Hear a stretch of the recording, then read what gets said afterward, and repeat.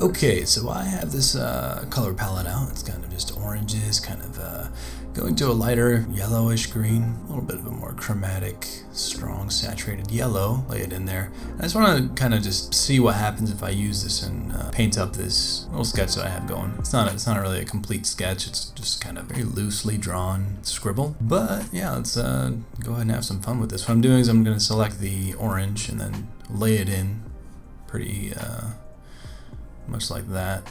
This brush is really slow if you use it really big. By the way, brushes are in the description as always, and what I'm doing is just laying it in like that, and then maybe we want a bit of a gradient, but I'm going to, instead of using another orange-ish color, I'm going to go with a more greenish yellow.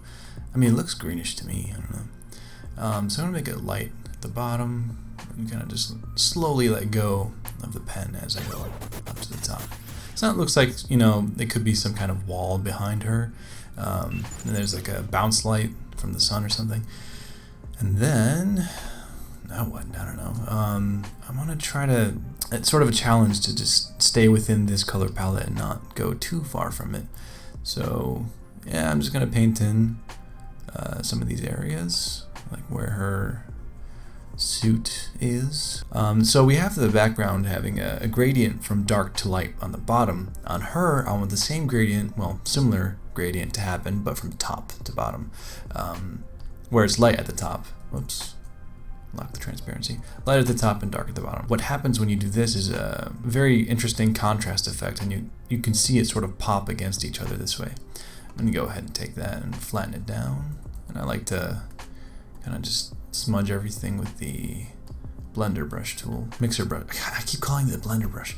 The mixer brush tool. And the way you can come up with a palette like this is you can start with I mean, if we were to do this with blue, you know, we just go to the blue, pick any blue, lay that in, and for your next color, you can make it a little bit brighter, but also shift this part down so that we have a change in hue and value. And so you keep going a little bit down,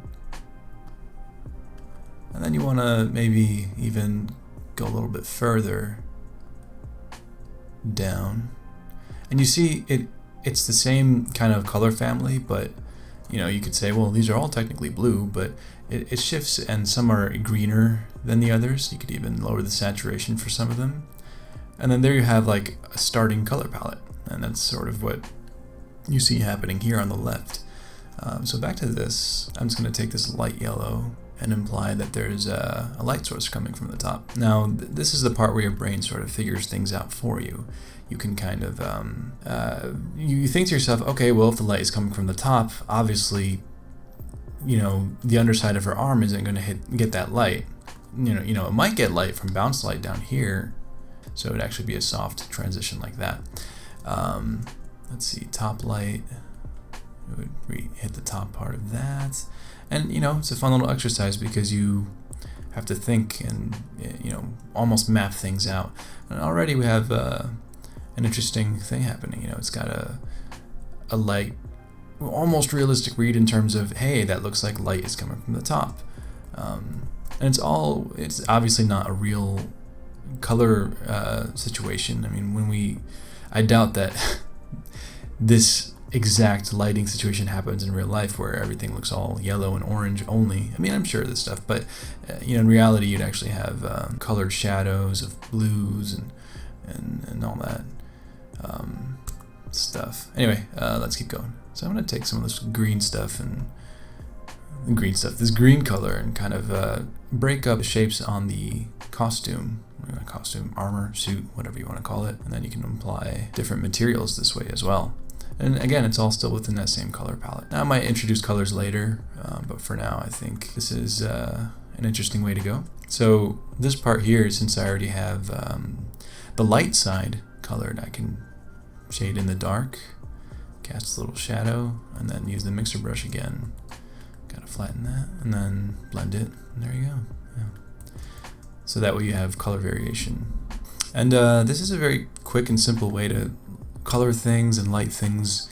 If you're doing a whole bunch of comic book pages, and this is a quick technique to go about it. Instead of, you know, the whole method where you lasso tool everything and every single shape has its own layer. Like, I don't know. I think this is the approach that I personally would prefer, where it's quicker, to the point.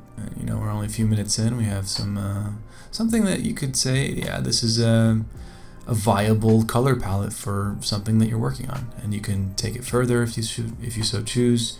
I'm gonna go ahead and take this light yellow, put little reflections, implying that this is sort of like a shiny latex type suit. And then once you have those, you can use the mixer brush again and sort of just blend it in. And it has that kind of studio light spotlight reflection effect, as if there's a spotlight or a couple spotlights in front of her. So I'm using this orange for the mouth. And you know, it's like, I often get the question, like, how do you paint skin tones? Really, there's no one set color palette for skin tones, because depending on the lighting, as you see here, it's going to be different. So one little trick, if you have lighting coming on to the face and you know, you want to light the nose or something, instead of lighting the whole nose area, if you just put a little tiny triangle there and you zoom out, it reads really well, because in reality, if light is coming from the top, in a certain lighting situation, the light will actually only hit the tip of the nose. I'm going to try another layer and put a little bit of rim light happening here. Now for this, I'm just using pure white, and I'm implying that the rim light is coming from the left behind her. Yeah, sort of adds that kind of dimensionality.